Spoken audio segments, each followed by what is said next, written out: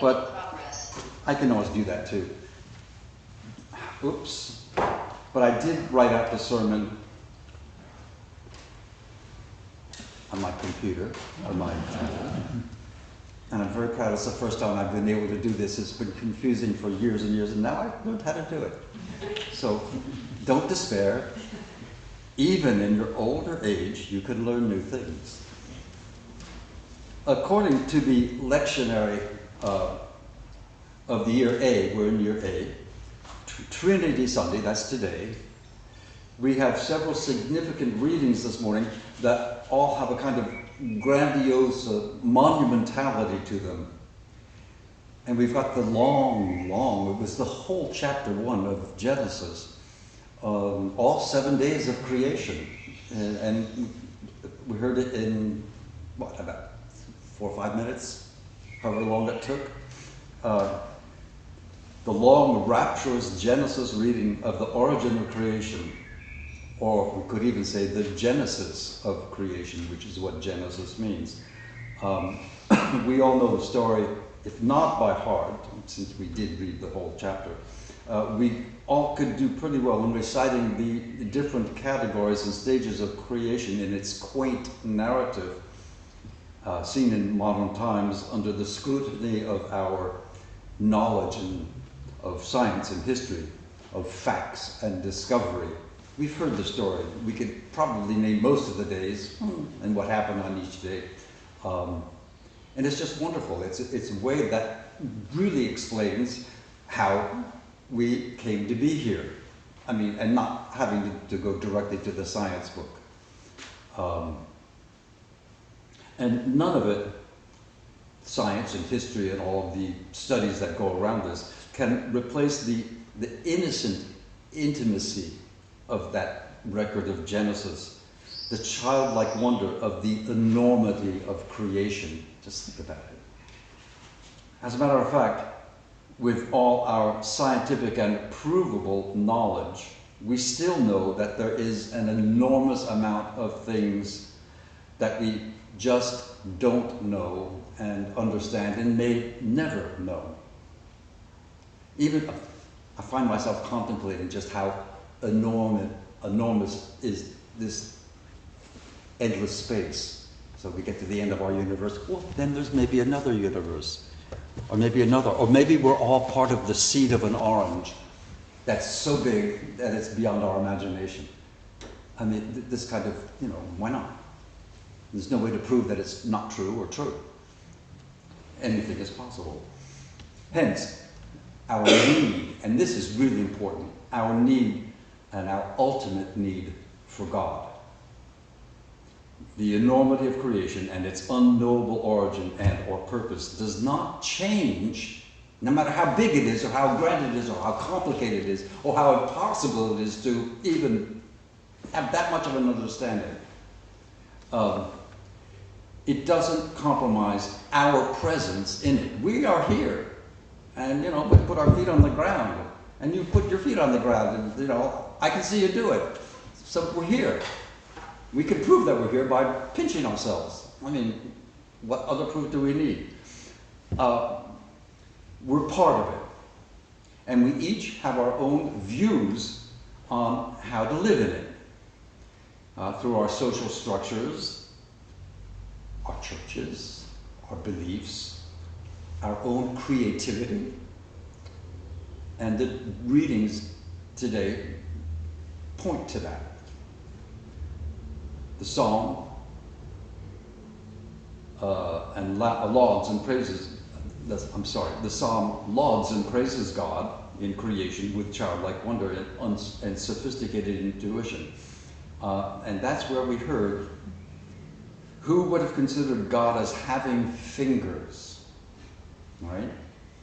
And in the psalm it says, and the finger of God did this. And Jesus talks about the finger of God as well. We also hear of the finger of God in Matthew 12:27, and again in Luke 11:27, as well as in Isaiah 64, verse 8.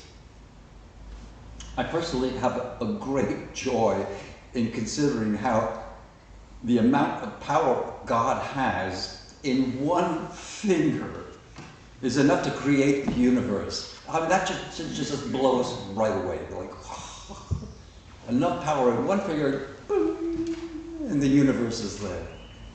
And the people are there. I don't know how he did it, but I'm sort of trying to demonstrate visually how he, she, it, them could have done it. We don't even know that. We call God he, but who knows what God is? But we know that God is. And it's who knows what he is? It is, she is, whatever. But we know it. We feel it. And who can ignore, for example, that beautiful, wonderful fresco of God with his finger on the throne of clouds and the finger of Adam coming up and touching it? There's that finger business again. It's just so wonderful. I even wrote, it's outrageously lovely. Our reading in the Song of Praise that we read, the Benedictus es Domine, the refrain is repeated 3 times. We will praise you and highly exalt you forever. This is our response to this greatness. We know that it's so great. I don't dare say, oh, what are you doing? No, I say, we will exalt you and praise you forever. That's so much better, don't you think? I mean, we could be negative about it and always complain to God. And we do know people that do that. And they tend to have miserable lives and try to make everybody else miserable. And we resist. Because we have God on our side. Or if you like, we are on God's side. That's probably a little bit better to say that. And what is Paul doing in this final speech of his? Notice we have 2 final things in short, one very long Genesis reading and then 2 very short readings. We have Paul saying goodbye to the Corinthians in his final speech to this community in Corinth. And I suspect that they were fractious and rebellious people. And his admonitions were meant to encourage them to not fight with each other, but to find peace and to live in it. And we all know that's not all that easy. But we as Christians, that's what we try to do in practically everything possible. In fact, I should say everything, not even practically. Everything possible. We try to live in peace with everything. That's what we do or should be doing as Christians. The Gospel from Matthew is the final message at the end of the Gospel of Matthew. And here Jesus openly reveals 3 things. 1, all authority has been given to him in heaven and on earth. Wow. Well, what does that make him? If all authority, and he says this openly, he says this out loud to his friends, to his disciples. What could that possibly mean other than the fact either he knows God pretty well, or, this is another thing we try to believe too, he is God in human flesh.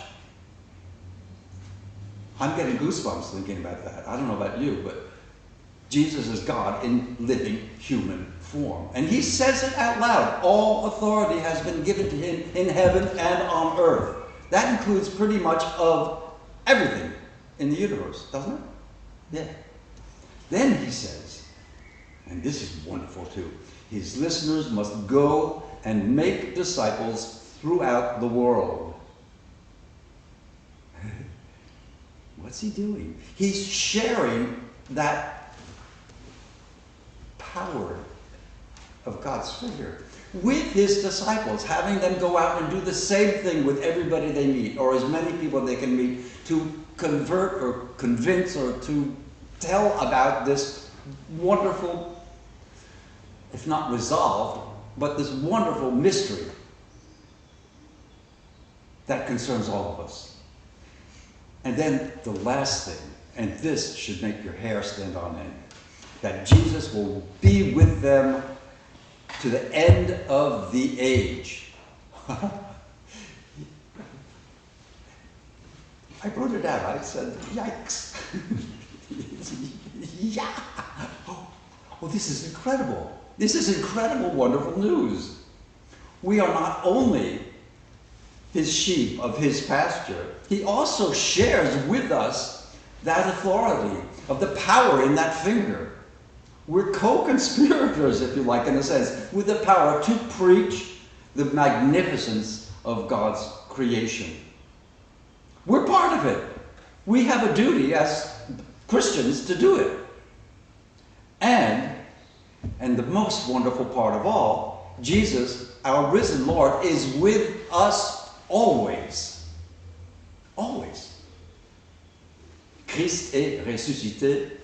Il est vraiment ressuscité. Amen. Amen.